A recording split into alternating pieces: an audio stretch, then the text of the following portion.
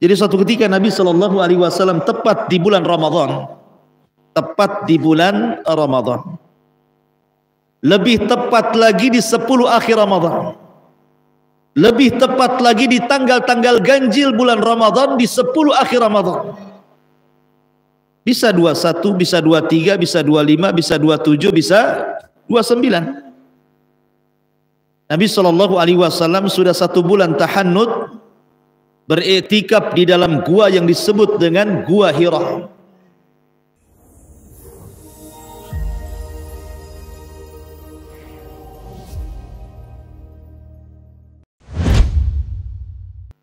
Bismillahirrahmanirrahim. Assalamualaikum warahmatullahi wabarakatuh.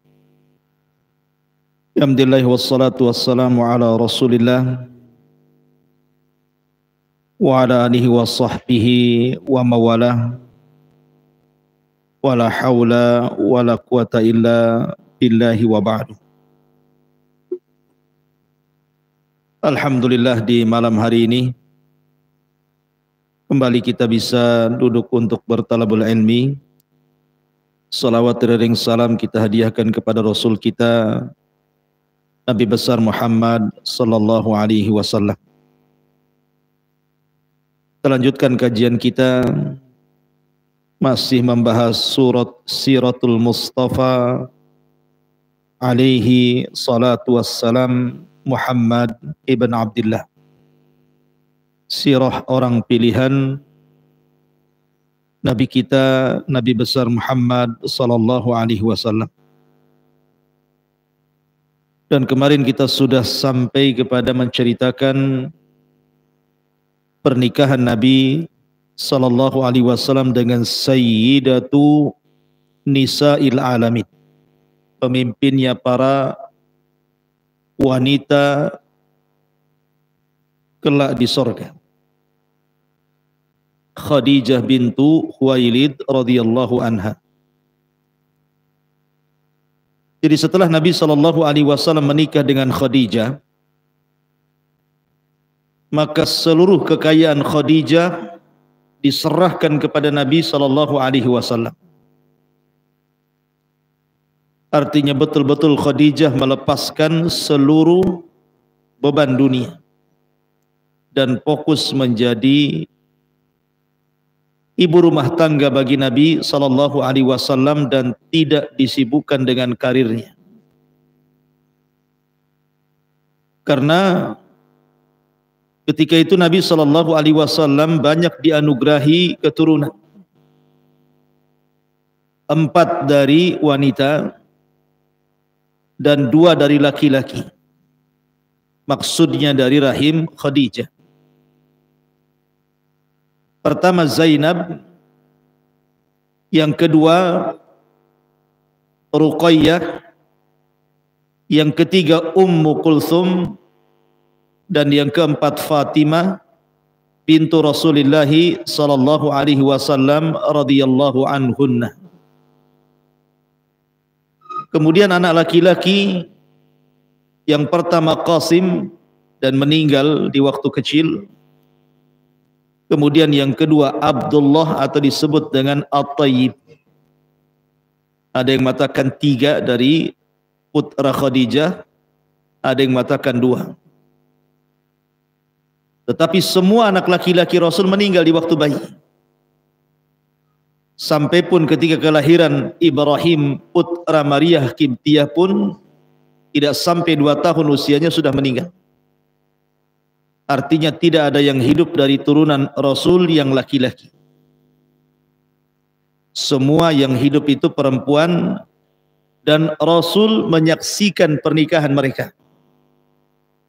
Baik pernikahan Zainab dengan Abul As ibn Rabi, kemudian pernikahan Ruqayyah dan Ummu Kulthum dengan kedua putra Abu Lahab, kemudian diceraikan keduanya dan dinikahi oleh Utsman ibn Affan radhiyallahu an, ataupun pernikahan Fatimah dengan Ali radhiyallahu an. Karena seluruh anak-anak Rasul itu meninggal sebelum Nabi. Zainab meninggal, Nabi masih hidup. Ruqayyah meninggal, Nabi masih hidup.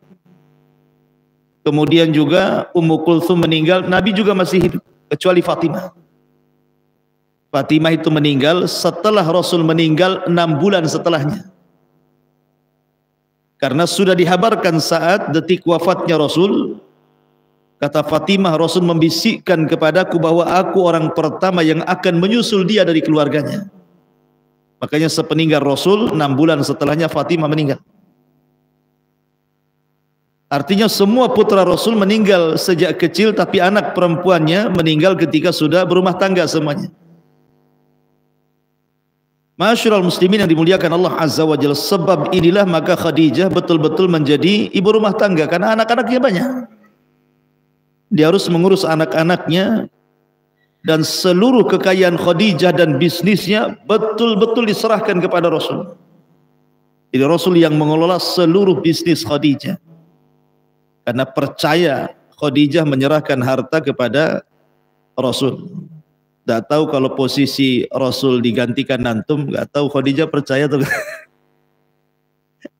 itu ya. Masyarul muslimin yang dimuliakan Allah Azza wa Jalla. Karena banyak di zaman sekarang kalau menikah dengan janda kaya itu sebelum menikah sudah main notaris. Ini punya saya, jangan diganggu gugat. Yang itu punya kamu, ambil sana. Intinya bahwa Nabi SAW mulai memainkan menjadi seorang peniaga handal dan ulung. Di sinilah Nabi SAW banyak kenal para pedagang-pedagang Arab. Seperti Abu Bakar, Uthman, Abdurrahman bin Auf, Zubair, dan banyak sekali para peniaga hebat di zaman itu yang kemudian akhirnya berkawan dengan Rasul. Walaupun demikian Nabi SAW masih tetap diberikan julukan oleh orang-orang Quraisy itu Shadiqul Amin. Jadi walaupun Nabi sudah menikah dengan Khadijah dan sibuk dengan perniagaan, dia masih tetap menerima titipan barang. Jadi orang-orang Quraisy itu yang pergi takut uangnya hilang dititipkan di rumah Nabi. Dititipkan di rumah Nabi, dan begitu seterusnya. Bahkan sampai diangkat jadi Nabi pun sama. Seolah-olah di tengah-tengah Quraisy itu Nabi membuat bank syariah pertama dalam Islam.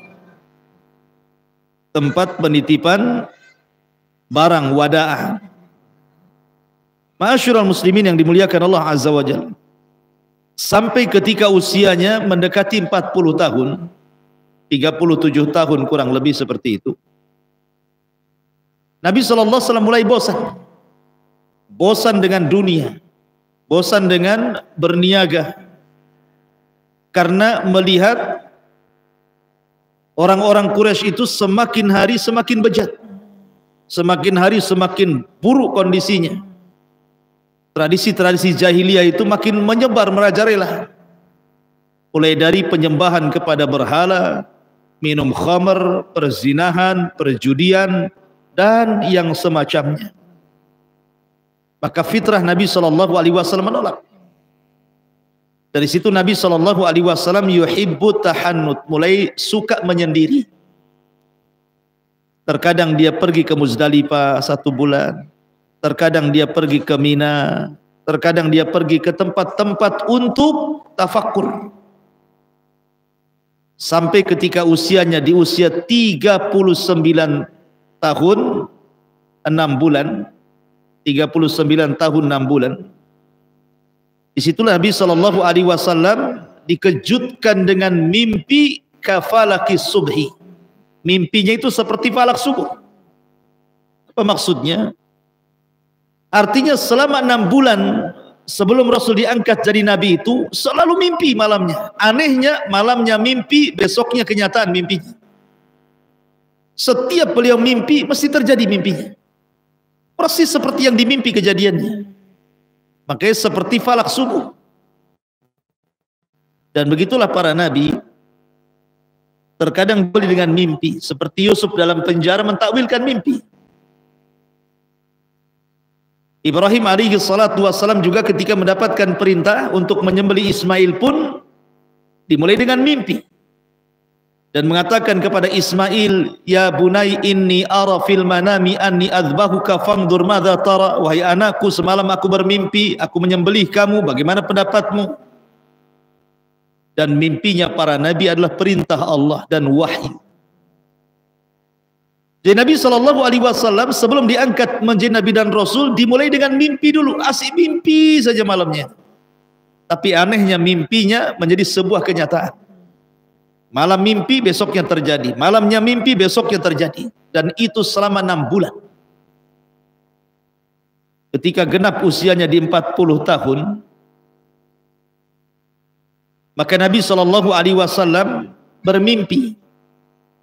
Dalam mimpinya didatangi oleh seseorang jelmaan dari malaikat, kemudian membacakan ayat Al-Quran di dalam sebuah gua.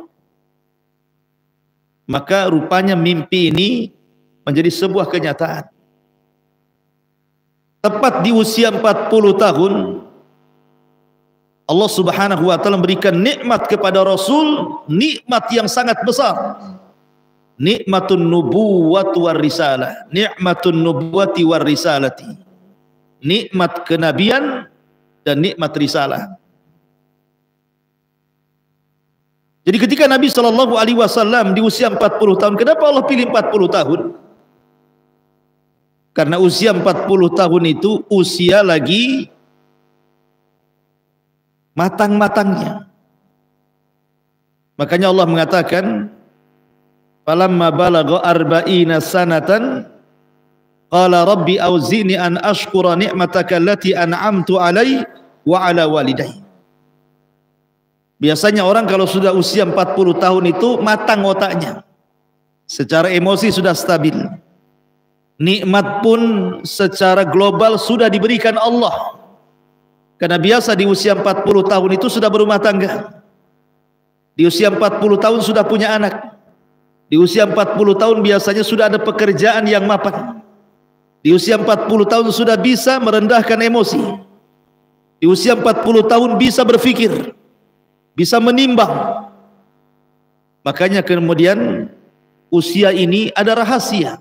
Rahasia di balik 40 tahun itu. Kenapa Rasul di usia ini diangkat jadi Nabi? Kan bisa saja Allah angkat di usia 30 tahun, di usia 25 tahun supaya lagi kencang-kencangnya kan gitu ya. Tapi tidak, Allah mengangkat Rasul di usia 40 tahun. Karena disitulah memang matang-matangnya usia manusia. Makanya penduduk sorga pun usianya antara 40 sampai 43 tahun kan. Sama dengan Nabi Isa bin Maryam ketika diangkat usianya berapa? 43 tahun. 33 tahun afwan. Jadi penduduk Nabi SAW diangkat menjadi Nabi dan Rasul di usia 40 tahun. Bagaimana kisahnya? Jadi suatu ketika Nabi SAW tepat di bulan Ramadan. Tepat di bulan Ramadan. Lebih tepat lagi di 10 akhir Ramadan. Lebih tepat lagi di tanggal-tanggal ganjil bulan Ramadan di 10 akhir Ramadan. Bisa 21, bisa 23, bisa 25, bisa 27, bisa 29. Nabi SAW sudah 1 bulan tahannud, beriktikaf di dalam gua yang disebut dengan Gua Hira. Disitulah Nabi SAW tafakkur. Tiba-tiba ketika dia sedang tafakkur, datang malaikat Jibril dalam bentuk manusia. Ingat, Jibril itu kalau datang menemui Rasul pasti akan berpenampilan dengan penampilan yang indah, yang bersih, yang tampan, yang ganteng supaya tidak menakuti. Masuk dia ke dalam gua, kemudian mengucapkan salam, assalamualaikum ya Muhammad. Nabi bingung karena Nabi tidak kenal dia. Layaknya antum kalau ketemu kawan, kemudian salaman, assalamualaikum, salaman, kemudian antum pelukan. Maka Jibril tiba-tiba setelah salaman memeluk Nabi SAW dengan sangat erat sekali. Kemudian Jibril mengatakan di telinga Rasul sallallahu alaihi wasallam, "Iqra ya Muhammad." Iqra ya Muhammad. Baca wahai Muhammad. Nabi ini ummi, tidak bisa baca, tidak bisa nulis. Maka Rasul mengatakan, "Ma ana biqari." Aku tidak bisa baca. Tapi Jibril kemudian kedua kalinya menyebut Iqra dengan mengeraskan lagi pelukannya dan mengatakan, "Iqra ya Muhammad." Rasul tetap mengatakan, "Ma ana biqari." Yang ketiga kalinya Rasul makin menekan pelukannya sehingga Rasul keluar keringatnya karena ketakutan dan mengatakan, "Iqra ya Muhammad." Nabi sallallahu alaihi wasallam mengatakan, "Ma ana biqari." Subhanallah, sayyidul malaika memeluk sayyidul anbiya'i wal mursalin. Kedua pemimpin langit dan pemimpin bumi berpelukan di sini. Pemimpin para malaikat Jibril, sayyidul malaika, dan pemimpin para nabi, pemimpin para rasul, bahkan pemimpin manusia adalah Nabi sallallahu alaihi wasallam. Dua pemimpin sedang berpelukan. Sangat indah sekali. Tiga kali Jibril mengatakan Iqra, dan Rasul tiga kali pula mengatakan ma ana biqari, ma ana biqari. Akhirnya Jibril pun kemudian mentalkinkan kepada Nabi sallallahu alaihi wasallam, "Iqra bismi rabbikal ladzi khalaq, khalaqal insana min 'alaq, iqra wa rabbukal akram, alladzi 'allama bil qalam, 'allamal insana ma lam ya'lam." 5 ayat dalam surah Al-Alaq. Inilah 5 ayat pertama kali turun kepada Rasul dari surah Al-Alaq, yang sebelumnya belum pernah Quran turun kepada Nabi sallallahu alaihi wasallam, dan itu peristiwanya tepat di malam Lailatul Qadar. Makanya Allah Subhanahu wa taala berfirman, "Inna anzalnahu fi Lailatul Qadar." Sesungguhnya kami turunkan Al-Quran di malam Lailatul Qadar. Ada yang mengatakan maksudnya turunnya Al-Quran di malam Lailatul Qadar itu maksudnya secara jumlah keseluruhan 30 juz dari Lauhil Mahfud ke Baitul Uzza di langit pertama. Tapi ada juga yang mengatakan bahwa yang dimaksud awal mula turun Quran surah Al-Alaq itu di malam Lailatul Qadar.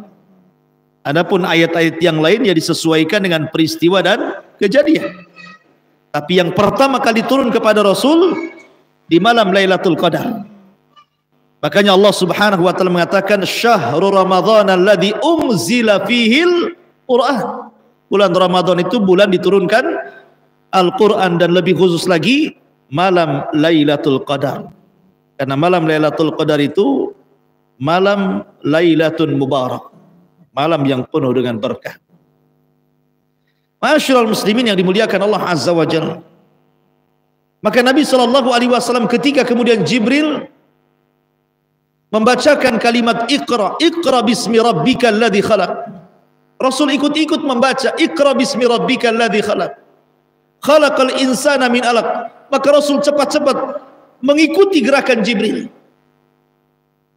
Maka Allah Subhanahu wa taala memerintahkan Rasul untuk tidak mengikuti ucapan Jibril, la tuharrik bihi lisanaka lita'jala bi. Jangan kau tergesa-gesa, dengarkan saja gitu. Enggak usah mengikuti Jibril, satu ayat kau ikut satu ayat karena takut lupa. Karena Allah Subhanahu wa taala kumpulkan Al-Qur'an itu ke dada Nabi sallallahu alaihi wasallam. La tuharrik bihi lisanaka lita'jala bi, inna jama'na 'alaika Qur'ana. Ma'asyiral muslimin yang dimuliakan Allah Subhanahu wa taala.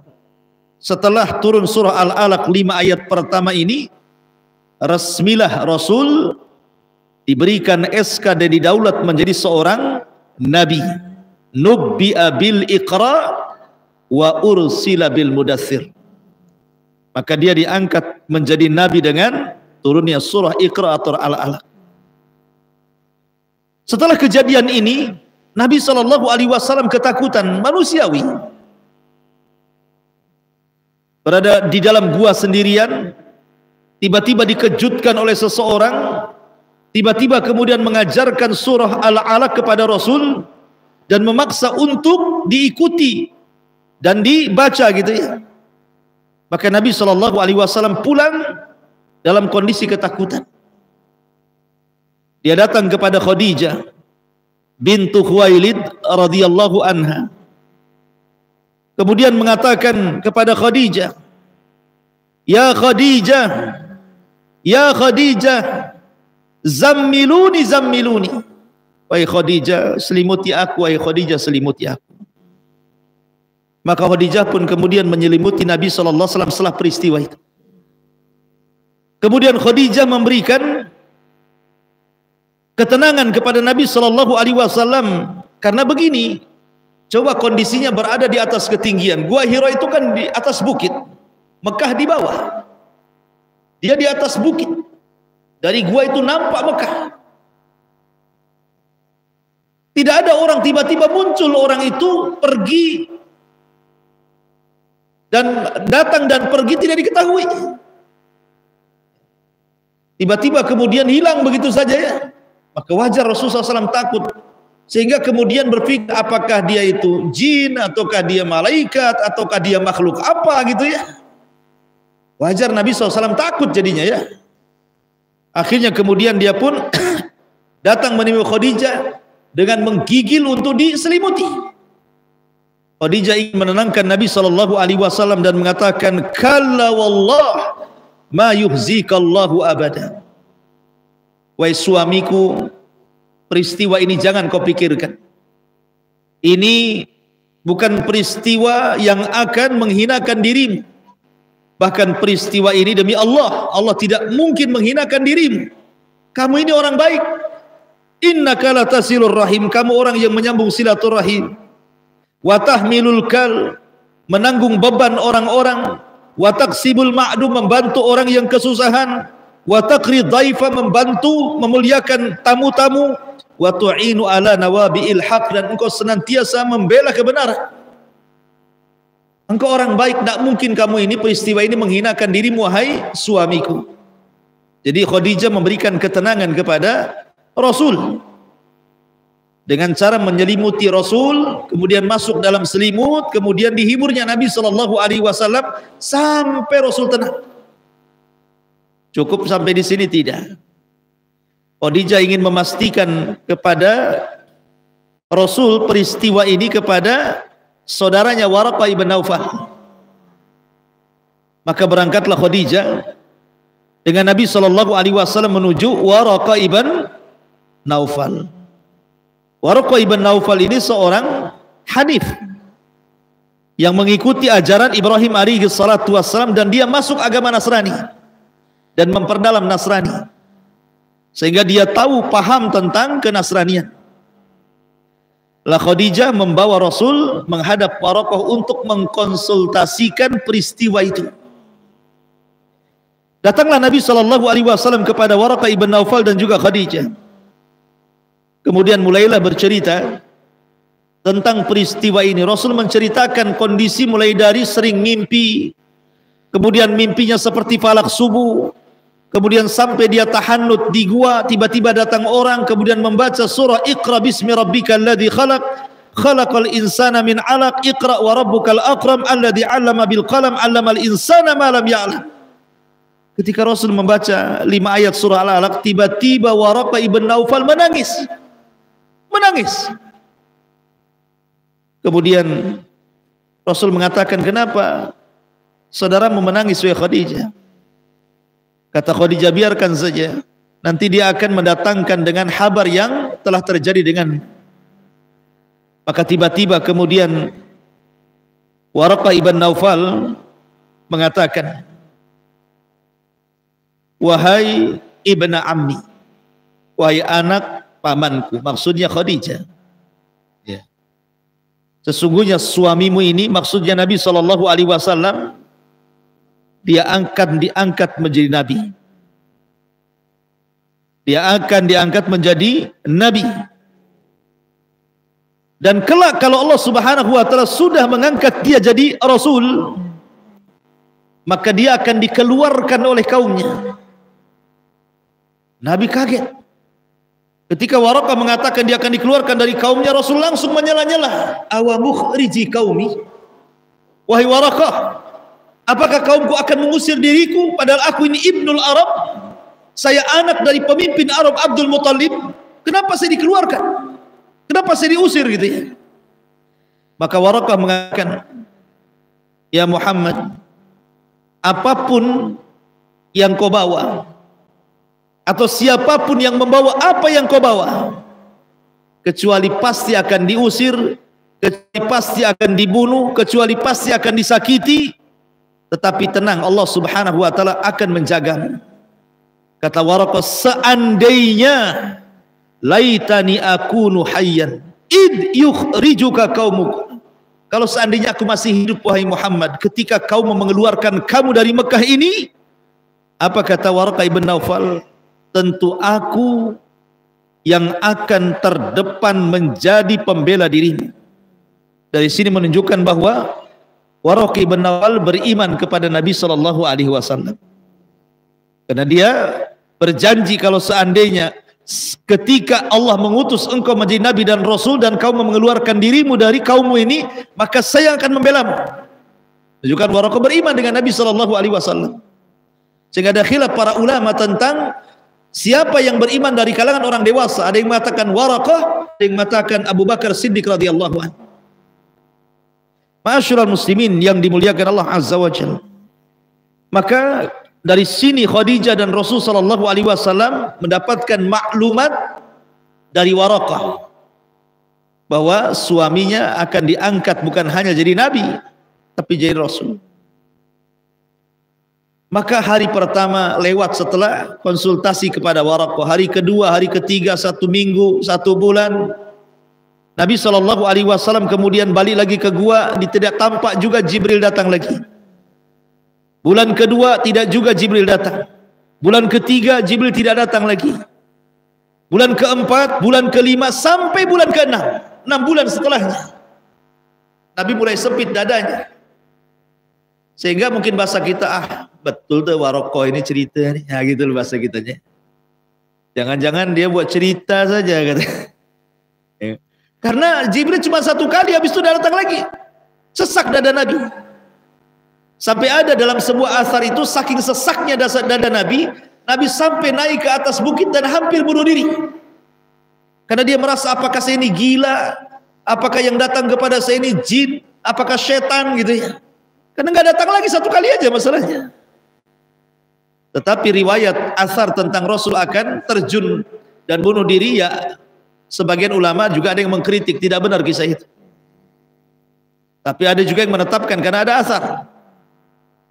Tiba-tiba ketika Nabi SAW naik ke atas bukit, sudah sesak di dadanya, dari langit tiba-tiba ada yang memanggil dia. Ya Muhammad, ya Muhammad, irfa ra'sak. Wahai Muhammad, angkat kepalamu. Ketika dia mengangkat kepala, rupanya Jibril datang dalam bentuk asli. Kalau pertama kan dalam bentuk manusia nih. Ini dalam bentuk asli, sedang duduk di antara langit dan bumi, terbentang 600 sayap, yang 1 sayap sadal ufuk. Sadal ufuk itu artinya panjangnya mulai terbenam sampai terbitnya matahari. Jadi kalau kita melihat ke depan sayap Jibril, melihat ke belakang sayap Jibril, ke samping kiri kanan sayap Jibril, seolah-olah langit ditutupi oleh sayap Jibril.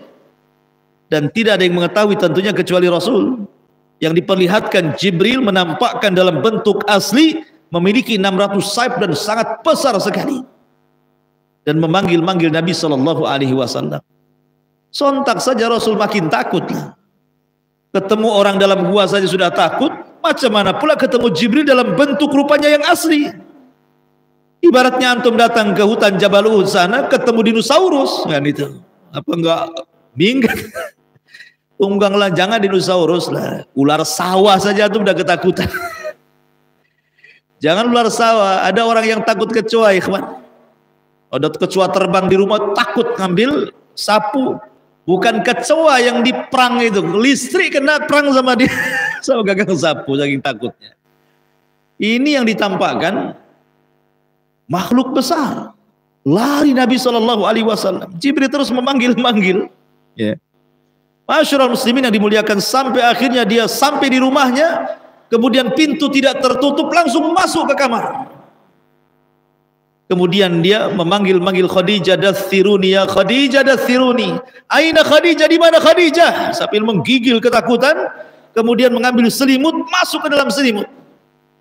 Rupanya Jibril, suaranya masuk ke dalam selimut.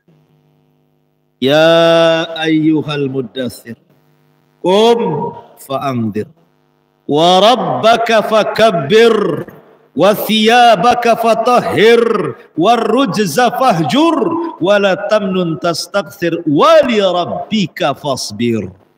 Turun surah Al-Mudaththir. Di balik selimut, ya ayyuhal muddathir, hei orang yang berselimut, qum. Lagi ketakutan dia, disuruh berdiri coba kan. Dia ada takut, Rasul takut menghindari Jibril, masuk ke dalam selimut. Karena kenapa berselimut? Selimut ini minimalnya mengurangi rasa takut, ikhwan. Antum kalau takut ambil selimut, itu kurang takutnya. Itu bisa mengurangi rasa takut. Tiba-tiba kemudian suara Jibril masuk pula ke dalam selimut kan. Hei orang yang berselimut, jangan tidur. Qum, berdiri. Fa'anzir, berikan peringatan kepada manusia. Qum fa'anzir. Wa rabbaka fakabbir, dan bertakbirlah kepada Rabbmu. Wa thiyabaka fatahhir, sucikan, bersihkan pakaian. Wa li rabbika fasbir. Jadi Allah Subhanahu wa taala turunkan surah Al-Mudaththir ketika Rasul berada dalam selimut itu. Maka dengan turun surah 5 ayat surah Al-Mudaththir yang sebelumnya 5 ayat surah Al-Alaq, dari sinilah Rasul didaulat menjadi Rasul. Karena diangkat jadi Nabi dengan turun surah Al-Alaq, diangkat menjadi Rasul dengan turun surah Al-Mudaththir. Nubbi'a bil alaq wal ursila bil mudaththir. Lalu apa bedanya surah Al-Alaq dengan surah Al-Mudaththir itu? Kenapa Al-Alaq mengangkat Rasul jadi Nabi, kenapa pula Al-Mudaththir mengangkat Rasul jadi Rasul? Karena dalam surah Al-Alaq belum ada perintah menyampaikan. Dalam surah Al-Alaq itu hanya perintah belajar. Iqra, baca. Dan baca itu alat belajar. Orang cerdas karena baca. Belum ada perintah menyampaikan kepada manusia. Makanya belum jadi Rasul. Tapi surah Al-Mudaththir ini sudah perintah. Qum fa'anzir, berdiri, berikan peringatan kepada manusia. Ketika ada perintah itu, jadilah dia Rasul. Nabiyan wa rasula. Raditu billahi wa bil islami dina, Muhammadin nabiyan wa rasula. Nubbi'a bil alaq wa ursila bil mudaththir. Diangkat jadi Nabi dengan turunnya 5 ayat dalam surah Al-Alaq, dan diangkat menjadi Rasul dengan turunnya 5 ayat dalam surah Al-Mudaththir. Maka dari sini lengkaplah risalah kenabian Nabi Sallallahu Alaihi Wasallam. Setelah kemudian Jibril membisikkan suaranya di dalam selimut, maka Rasul kemudian mulai menceritakan kepada Khadijah kejadian itu. Maka Khadijah langsung teringat apa yang dikatakan wa Naufal, dan dia mengatakan asyhadu annaka Rasulullah. Aku bersaksi wahai suamiku, engkau adalah utusan Allah. Maka dia orang yang pertama kali beriman sebelum ada manusia baik perempuan atau laki-laki yang beriman, maka dialah orang yang pertama kali beriman.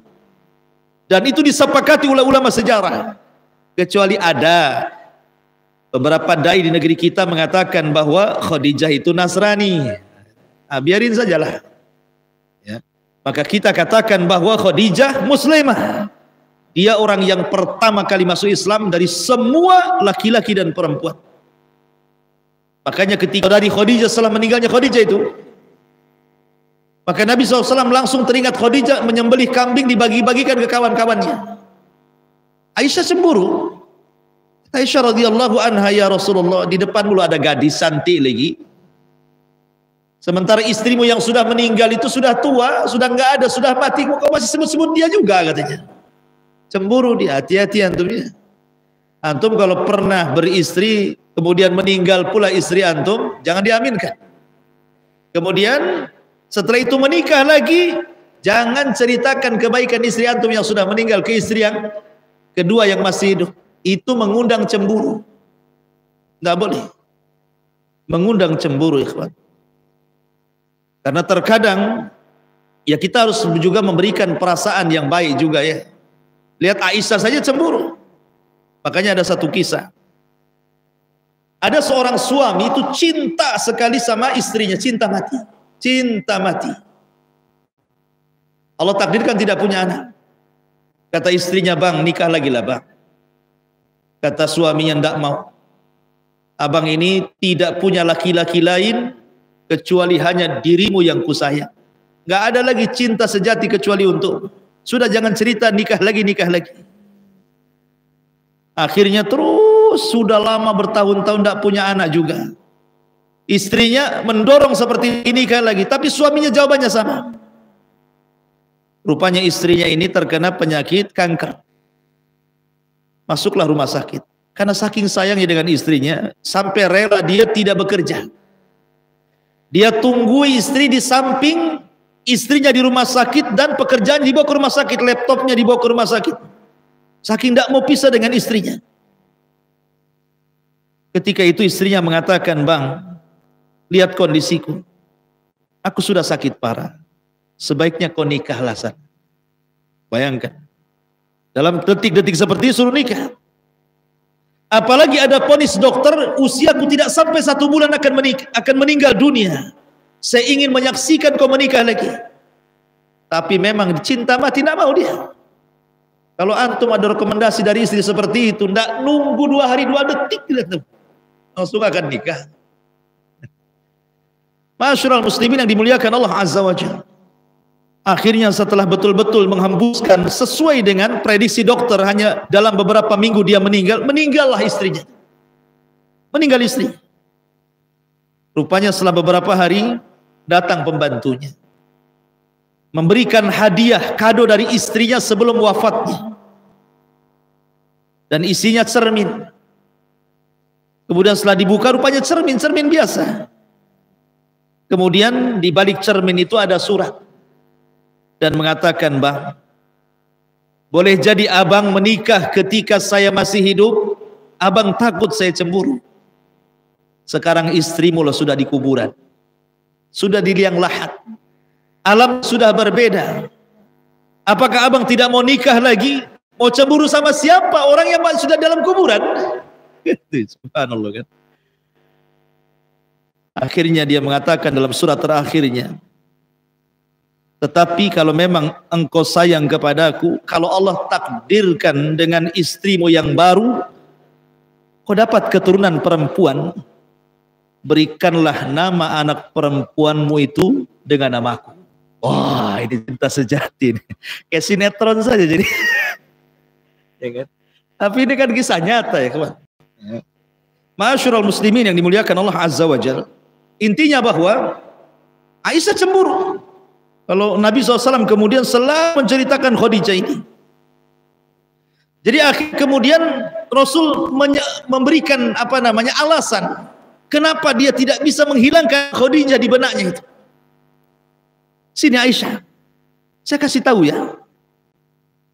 Kemudian Rasul mengatakan, sesungguhnya Khadijah wanita yang pertama kali beriman sebelum ada manusia yang beriman. Khadijah wanita yang pertama kali menginfakkan seluruh hartanya di tengah-tengah manusia bakhil. Khadijah manusia yang pertama kali membenarkan diriku di saat manusia mendustakan diriku. Dan dari rahim Khadijah lahirlah keturunan-keturunan. Siapa yang bisa menandingi Khadijah?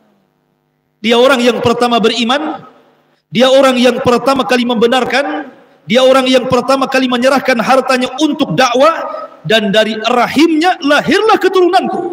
Dan itu tidak ada pada istri-istriku. Wajar kalau aku nyebut-nyebut Khadijah, begitu maksud. Artinya bahwa Khadijah spesial bagi Nabi SAW, sampai tahun wafatnya disebut Amul Hazni, tahun kesedihan. 1 tahun Rasul itu sedih terus. Lihat bantal nampak Khadijah, lihat kursi nampak Khadijah, bahasanya seperti itu. Orang cintakan semua jadi seolah-olah orang yang dicintainya kan. Antum kalau cinta sama orang lihat pohon pisang bisa nggak pada di sini. Makanya orang kalau sudah cinta itu kadang-kadang gila loh. Makanya ada kisah Laila Majnun. Antum tahu Laila Majnun? Laila itu nama perempuannya, Majnun itu nama laki-laki.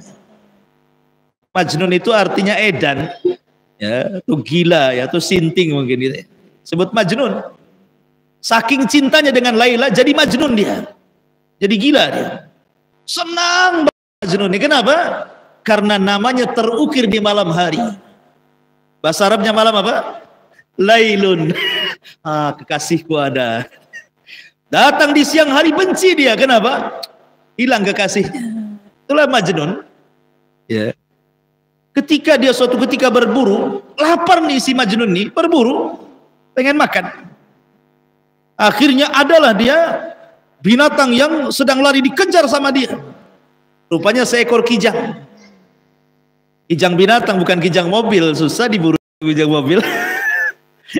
Dibom kalau kijang mobil ya, nggak usah dipanah ya. Jadi lewatlah binatang kijang, dipanah sama dia, kena pula kakinya. Kijang kan pandai itu, biasanya dia pura-pura mati. Jadi pura-pura mati, diambillah pisau sama si Majnun ini dan hampir digorok. Tetapi sebelum digorok, dilihatin matanya. Kok matanya sama dengan Laila katanya. Lihat matanya kijang itu sama dengan Laila. Akhirnya dilepas. Kata kawannya, kenapa kau lepas? Jangan dibunuh. Mata dia sama dengan Laila. Majnun kau katanya. Sejak itu disebut Majnun dia. Makanya Laila Majnun gitu ya. Intinya ma'asyiral muslimin yang dimuliakan Allah Azza wa Jalla. Jadi Nabi itu ya tidak juga kemudian Nabi seperti Majnun, tidak. Maksudnya orang kalau sudah cinta kepada istri seperti itu. Nabi SAW sampai terngiang-ngiang, makanya kemudian dicarikan orang yang bisa mengobati penyakit itu. Nikahlah Rasul dengan Aisyah radhiyallahu anha. Dan alhamdulillah ada pengganti, sedikit demi sedikit kan terlupakan. Makanya obat orang yang mencintai istri dan ditinggal mati istri, cepat nikah. Cepat nikah lagi. Nah, itu obatnya. Sebab kalau tidak nikah lagi kepikiran terus, bisa kurus kering dia. Kurus kering, nggak, akhirnya malas sana sini. Seolah di dunia itu hanya dia saja. Makanya cepat nikah lagi. Yang istrinya meninggal. Kalau istrinya masih hidup ya izin dulu. Baik. Balik ke cerita tadi.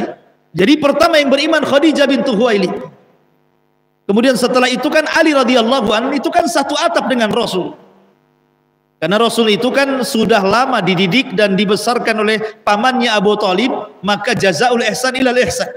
Balasan orang berbuat baik itu dengan kebaikan yang sama. Maka Nabi mengambil salah satu putra Abi Thalib, dididik di rumah dia. Abi Thalib itu kan banyak anaknya, ada namanya Ukail, ada namanya Ali, ada namanya Hamzah gitu. Lah masing-masing orang itu mengambil anaknya Abu Thalib karena fakir. Seperti Abbas, Hamzah dididik oleh Abbas. Kemudian Ali diambil oleh Nabi SAW untuk mengurangi beban Abu Thalib yang miskin.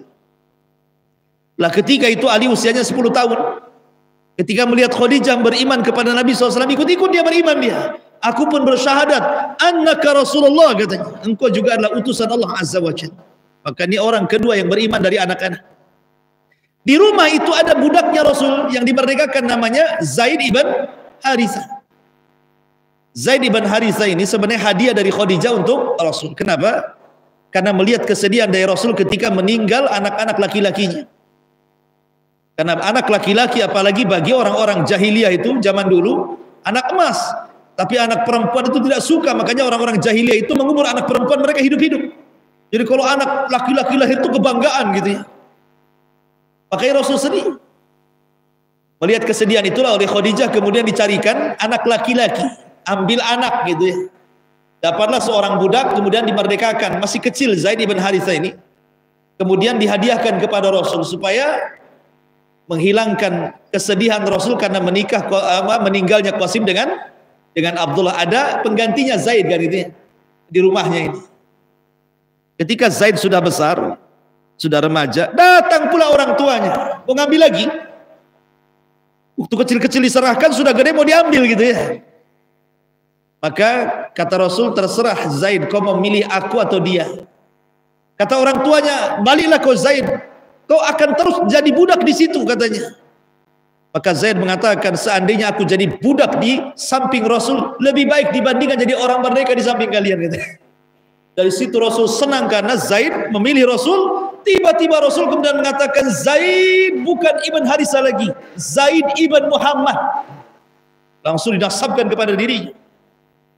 Dan orang-orang pun akhirnya dikasih tahu bahwa Zaid ini anaknya Muhammad. Turun surah Al-Ahzab membantah Nabi SAW, ma ja'alallahu ad'iyaakum abna'akum. Tidak boleh bapak-bapak angkat menasabkan anak angkat kepada bapak angkatnya. Ud'uhum li'abaihim wa aqsatu indallah. Kembalikan nasab bapaknya, itu lebih adil di hadapan Allah. Akhirnya tidak jadi. Diambil lagi, bukan Zaid bin Muhammad, dibalikin lagi di Zaid ibn Harithah. Lah Zaid bin Harithah ini orang ketiga yang beriman di rumah Nabi SAW. Setelah Khadijah, kemudian Ali, kemudian Zaid, kemudian orang luar Abu Bakar Siddiq radhiyallahu. Orang keempat. Dari Abu Bakar inilah masuk Islamlah Utsman bin Mad'un, Utsman bin Affan, Zubair, macam-macam. Nanti kisahnya ada sendiri bagaimana permulaan dakwah Nabi SAW di permulaan Islam. Karena sudah Isya juga. Dan sudah azan, ya kita tutup. Mudah-mudahan ada manfaatnya. Subhanallah bihamdika, asyhadu an la ilaha illa anta, astaghfiruka wa atubu ilaik. Allahu taala alam. Assalamualaikum warahmatullahi wabarakatuh. Intinya bahwa tolong berakhlak kepada Allah. Membahas tafsir dari surah Al-Imran. Lahirlah Imam Muslim, Abi Dawud, Tirmidzi, Ibnu Hibban. Jadi ketika Yunus alaihi salatu wassalam terkena undian itu,